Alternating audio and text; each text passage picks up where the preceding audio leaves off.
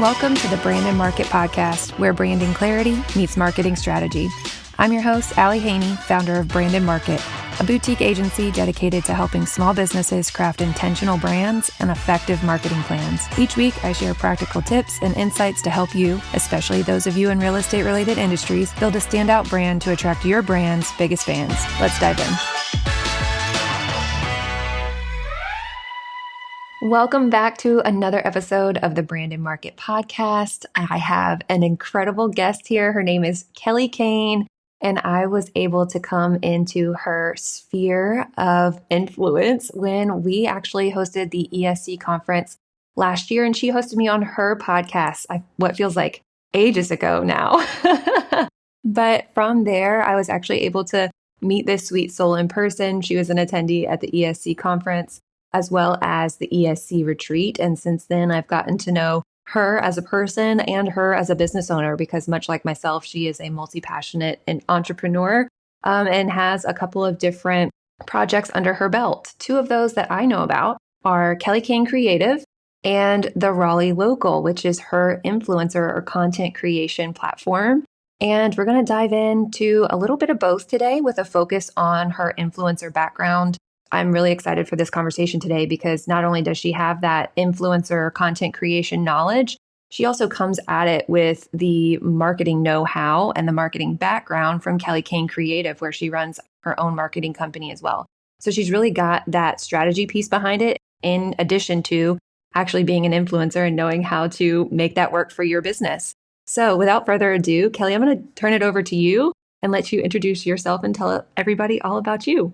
Well, thank you so much, Allie, for having me. It's an honor to be here, and you're so sweet. It's been a joy knowing you as well and learning about you and learning from you over the past several months.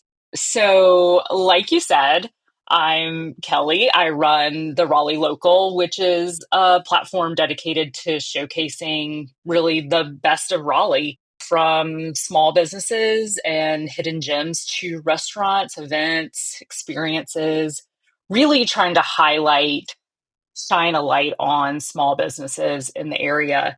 Like you mentioned, also, my background is in marketing. So I've always really had a passion for supporting local.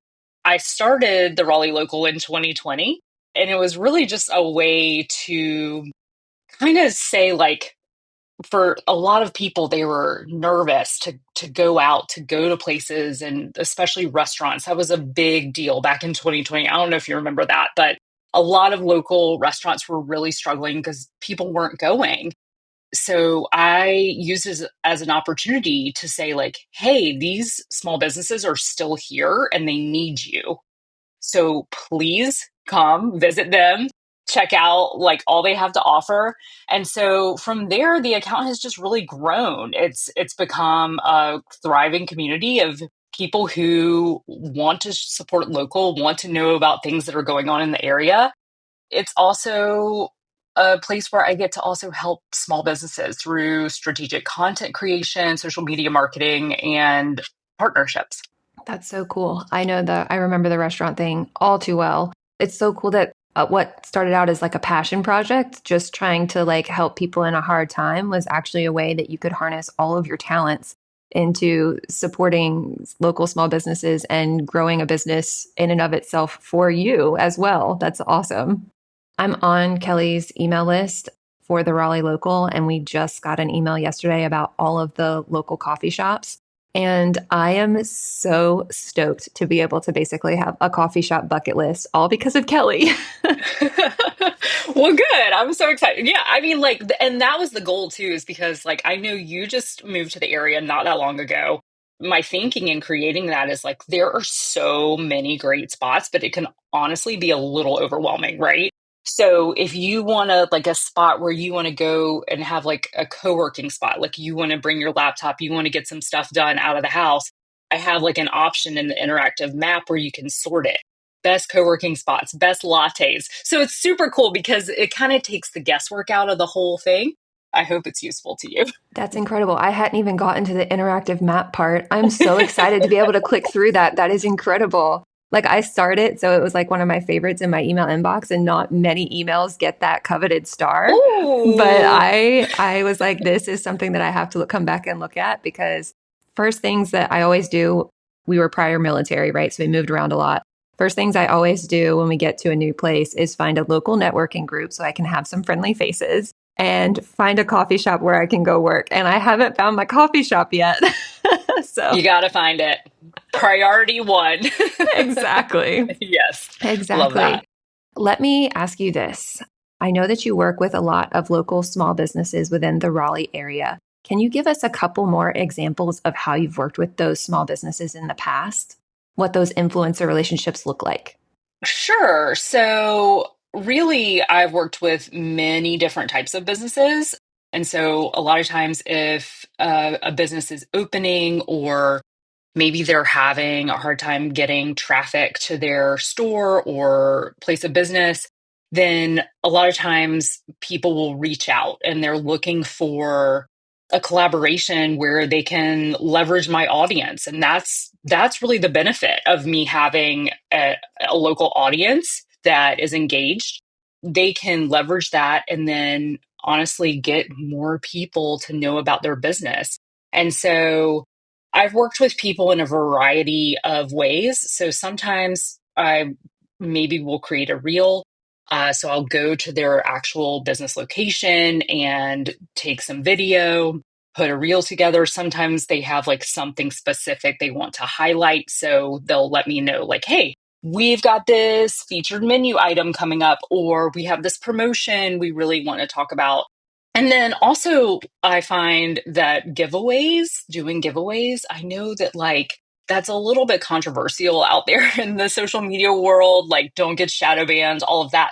But I do find that it's a great way to kind of gain some traction if that's something that any particular business is having a hard time with. So that can really help boost things along.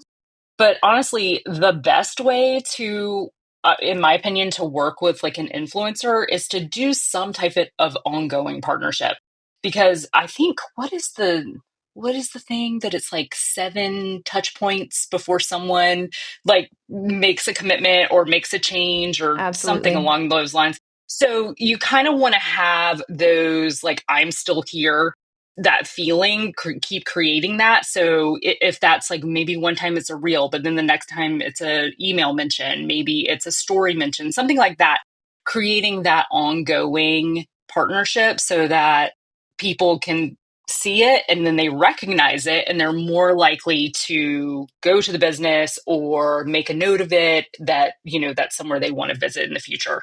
So that's my best advice when it comes to partnerships.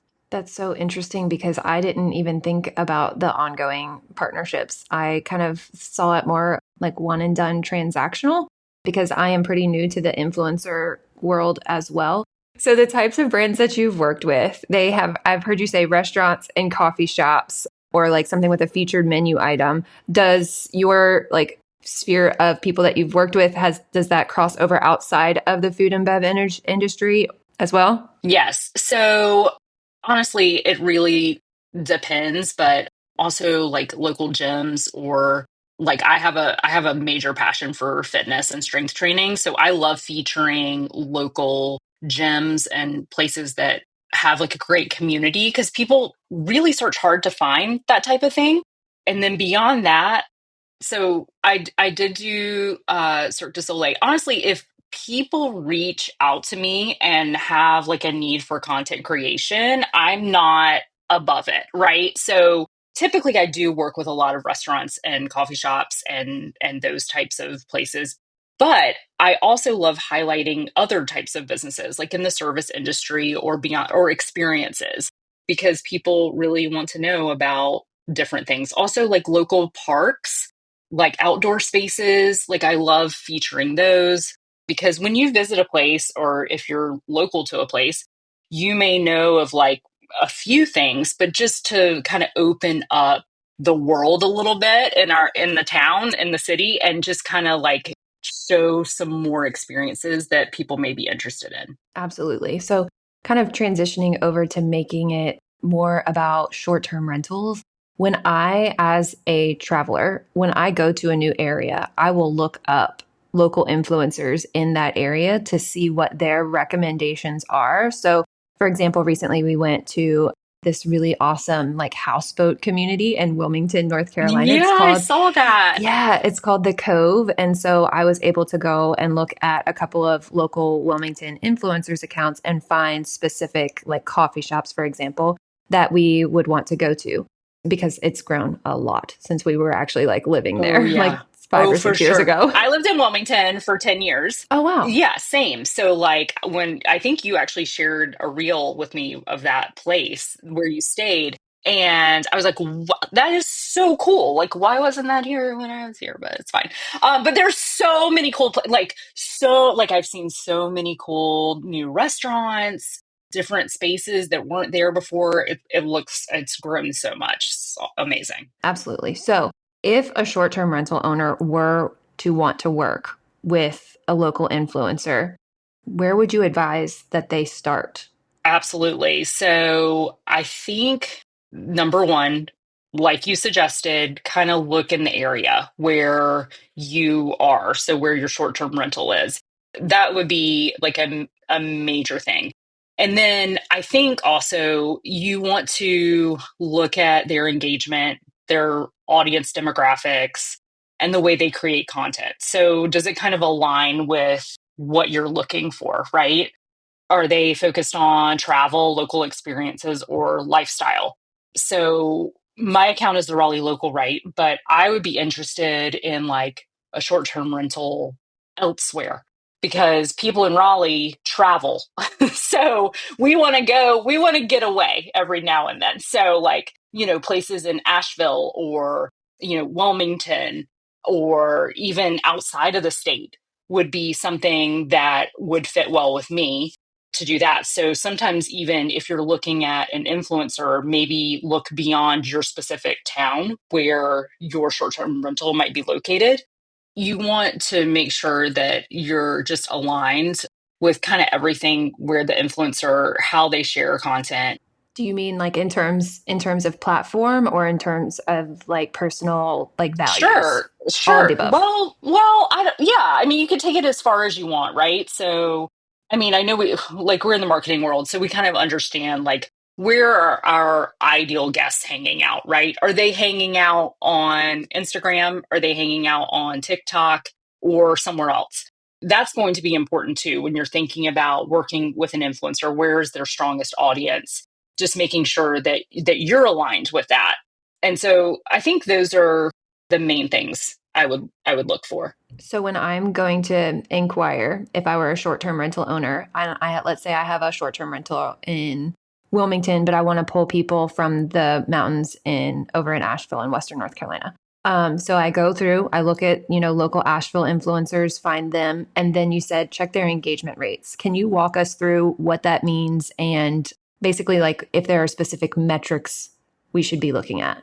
As a third party, right? You're not going to be able to see everything they can see, right, on their back end. But definitely one of the things you can look at is just views, like Reels views. And so one easy way to do that is just going to this. So I'm talking mainly about Instagram. So if you go to the Reels little tab, if you tap on that, you can just look across the board and see their views. And really, kind of what I do is I look and see, does that match their following?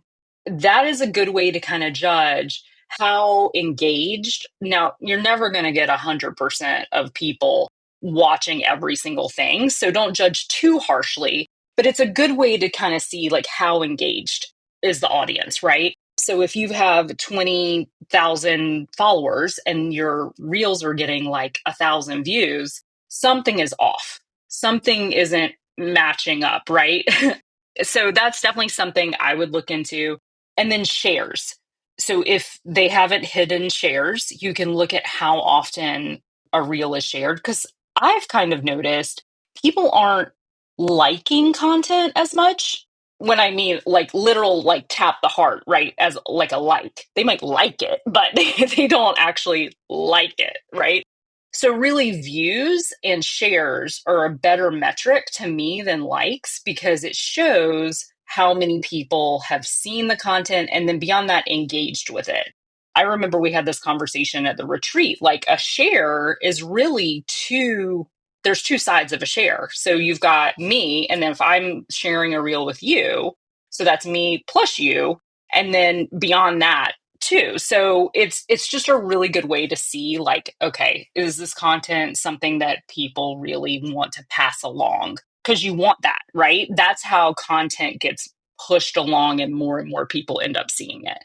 Even further, like not just a share from me to you, but if I see it on your account and I share it to my stories, then that's, could be upwards of, a few more thousand people seeing it as well, which is originally how I encountered the Cove, those short-term rentals. So that's like when you said the ongoing like partnership, I think that's really interesting, and that there might be some like creative ways to structure that, because obviously with short-term rentals, right, Kelly, if you were like traveling from Raleigh to, I don't know, let's say DC, somewhere that's not just like a quick jaunt over to the mountains of Asheville, right?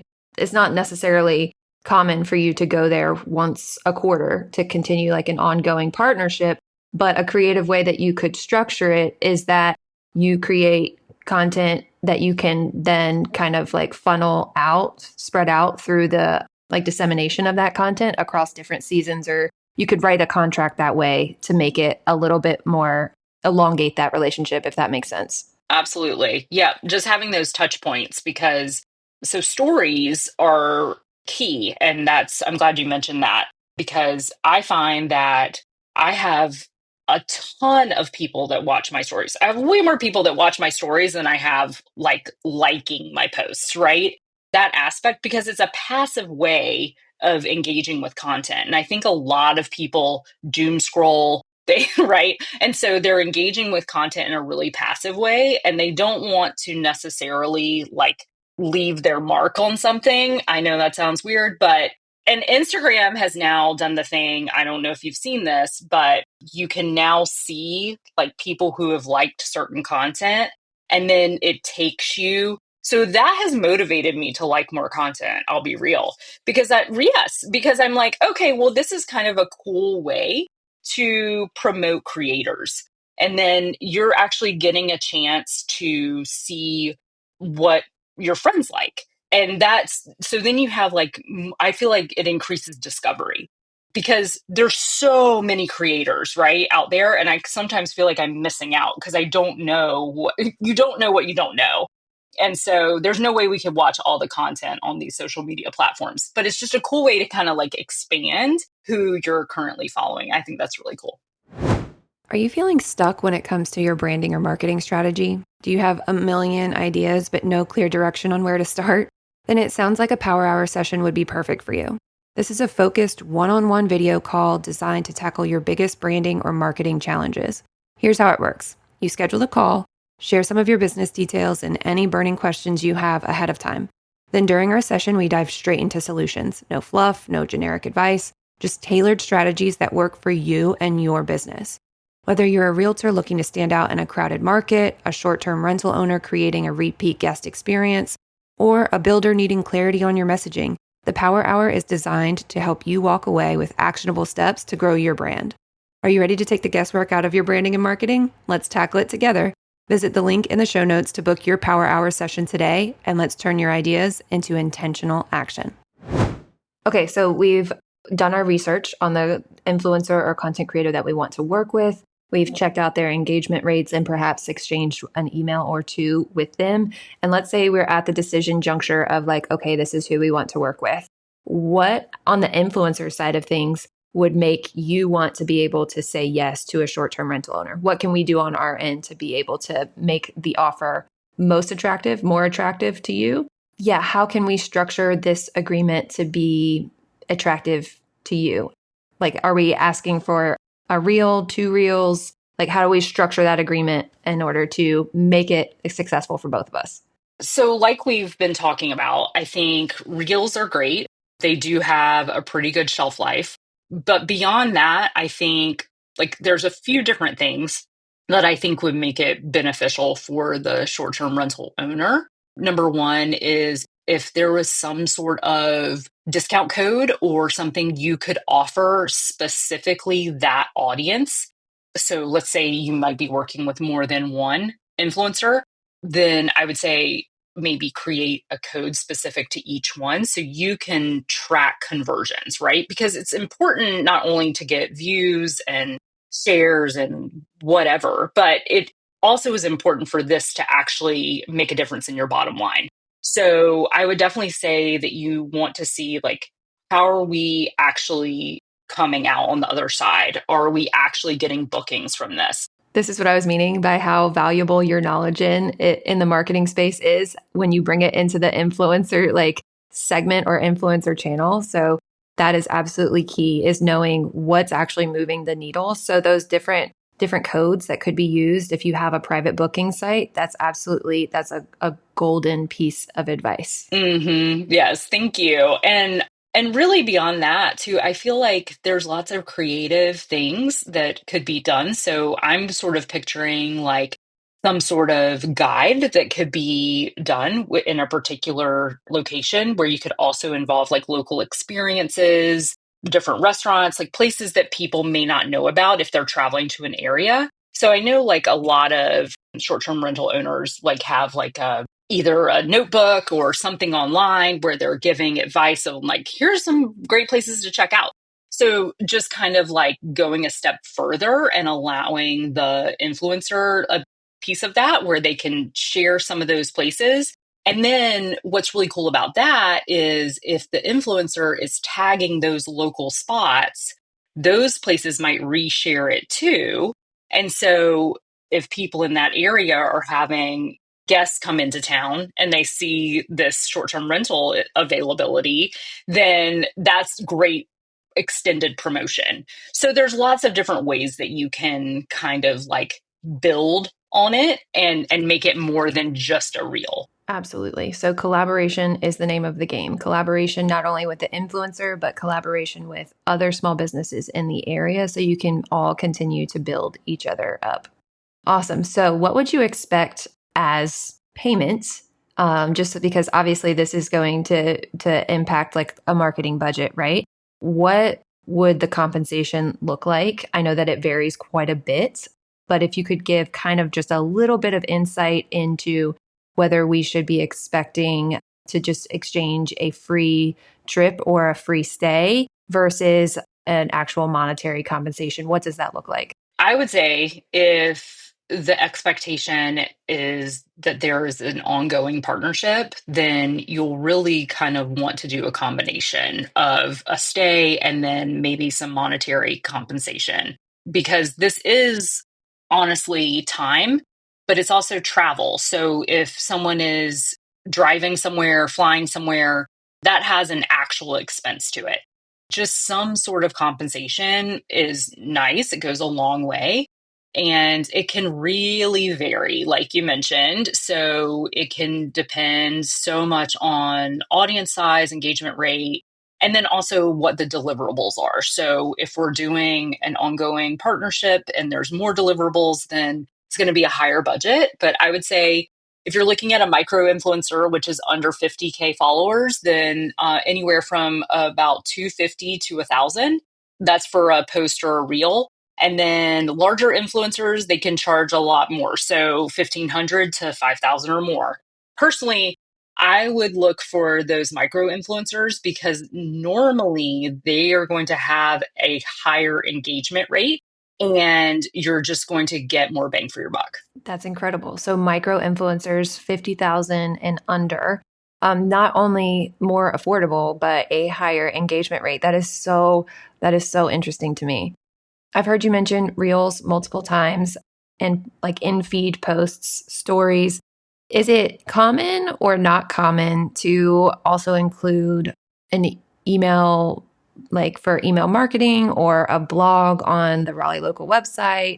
What are some other ways outside of reels and story posts that could be negotiated in like an influencer partnership? Yeah, I would absolutely recommend a blog post. Honestly, maybe even more than a reel. I don't know if that's going to shoot myself in the foot, but But the reason for that is because it's a permanent place of real estate on the internet. And so while like the algorithm goes up and down, it changes. SEO rules have stayed pretty consistent for quite a while. There have been some changes, but for sure it kind of gives you that piece of content that is searchable on the web. So if someone types in Raleigh, North Carolina short-term rental, and you have a post up that is keyword rich, then that'll come up in the feed. And then that way, that's going to send more people there. And then maybe the reel is a secondary piece of content that they go to that's linked. And then they can see more of sort of like a behind the scenes or more in person type view of things. But I definitely highly recommend that. I do also love guides. Of course, those are a little more time consuming to produce. So it depends on your timeline, right? So if this is something you want to push out pretty quickly, then I would say, those would be the priority. But email marketing is great also. And I find that, just a little, again, touch point in there. So if there is a blog post, then it can be double dipped and posted about it in the email marketing. So there's multiple different ways to do that. But definitely, I think using the different strategies is going to get you the most return. Yeah, I think that a lot of people overlook blogs because they feel like they're like hidden or maybe stagnant, right? Like somebody has to direct access the site in order to get to that blog, and that is not true, right? Because of that, like you said, the SEO can help you to rank in those searches, and it further legitimizes their site, the short-term rental owner's site, if they have backlinks from your site to theirs. So there are so many other ways to like involve an influencer in your marketing other than just on social media.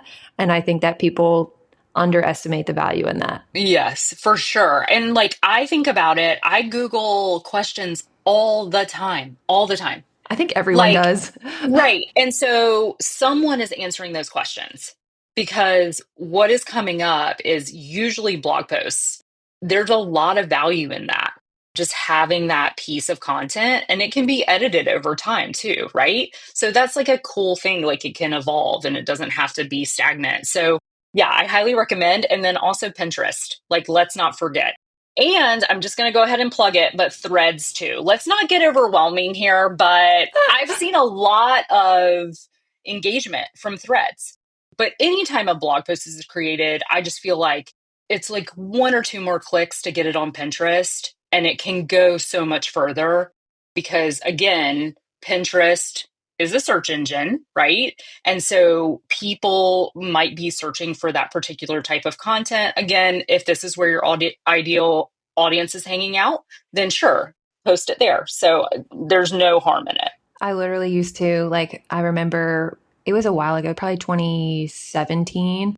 We, like, last minute scheduled this trip to New Orleans because Caleb had like a long weekend or something. First place I used to go all the time for like itineraries that were already made for me was Pinterest. Oh, that's such a good life hack. I love that. And honestly, that is a great idea for a short term rental, an itinerary, like including that, because that's going to get people coming to you, like people who are traveling and want to know about that area. So that's a great idea Oh, too. look, I didn't even put those pieces together, but thank you. It's your hidden genius. I love it. Oh, thanks.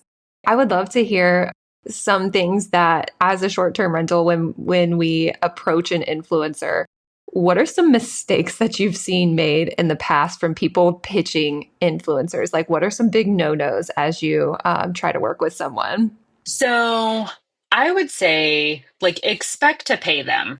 A lot of people expect things for free, content for free, and there is no real like industry standard with this. So like, if you go to the doctor, there's pretty much like a range of what you're going to pay. Like it's pretty much set across the board. But for influencers and for other, industries, it's not as transparent. And so it's hard. A lot of people don't realize that that's something that they should probably expect to do. And of course, people have varying budgets, and I think most influencers are more than willing to work with you. But I would say that is the number one mistake that I've seen. And then the number two thing is only looking at audience size. So, audience size is not everything. Like, it is important, but unfortunately, in the world that we're in today, people do buy followers. And so it's an unfortunate thing, but that's why looking at engagement is so key. And don't judge anyone too harshly, but just kind of keep that in mind, that you just want to, number one, look at the engagement. So if they have like a huge following, that's great, but we really want to make sure that the content is actually doing something.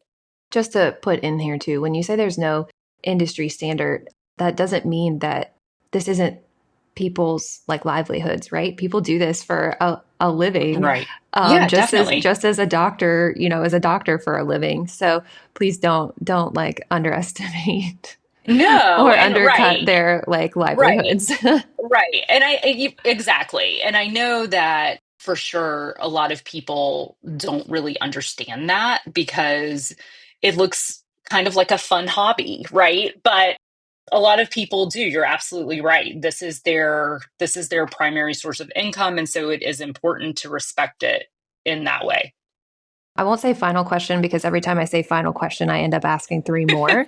But I'm going to say one of my final questions is: are there any trends that you're seeing in influencer marketing that any small business owner should pay attention to, or specifically a short term rental owner should pay attention to? I definitely love that we are reaching for authenticity over perfection. I think people are resonating a lot more with like that raw, real content rather than something that's overly polished. We were actually having this conversation earlier in a group text about how when you spend, 2 seconds on a reel, it like takes off. But if you spend hours on something, it doesn't do much. And so I think that that is this principle, that people are resonating more with just kind of that real, more like kind of behind the scenes take rather than something that looks like it was like really designed. It's something to play with for sure. And then beyond that, obviously, well, now I'm getting mixed up between short-term rental and short form content. So short form content, YouTube shorts, reels, TikToks, the short form video. Obviously, those are things that are doing really well right now. And then, like I mentioned, the partnership, the ongoing partnership is something to pay attention to. And then also just like community driven content. So highlighting local experiences is going to create a more compelling story for potential guests versus just showing like one off content. Yeah, one of the things that I'm thinking of that kind of brings into light more multiple of the points that you just made were, those reels that's like they're the second person on your list is the person you should go on this trip with or something like Oh that. That would be yeah, uh-huh. absolutely perfect for a That short-term is, rental that is owner. per that's perfect. Absolutely. Yeah. Yeah. And like I've discovered a lot of really cool looking short-term rentals just from Reels. And I think so it's definitely something that is, I think, performing well. So something to for sure look into. Awesome. Awesome. Well, thank you so much for your time, Kelly. I really appreciate you coming on and sharing all of your not only marketing knowledge, but specifically influencer knowledge from both sides of, the coin. I really appreciate that. And I would love for my listeners to be able to find you and follow you on the Raleigh Local, not only so that they can see all of the awesome hidden gems that Raleigh has to offer, but also in case they would potentially like to work with you and fly you or pay for your travel to their short-term rentals. Right. Not going to complain about that. So, yeah, so I am at the Raleigh Local on Instagram and TikTok. I also have an email list where I share about, like you mentioned, the coffee shop guide. I always post about local events and things coming up to keep people in the area informed. And then obviously the raleighlocal.com, where I have a blog and I share about lots of places on there as well. Awesome. We will link all of those in the show notes so that they can easily access them. And thank you again for your time today. Thank you so much, Allie. This was so much fun. I appreciate you having me. Of course. Bye. You just completed another episode of the Brandon Market Podcast. If you found this helpful, please rate, review, and subscribe to help others find this show and so that you never miss an episode. Don't forget to take a look at the show notes for all the resources mentioned today.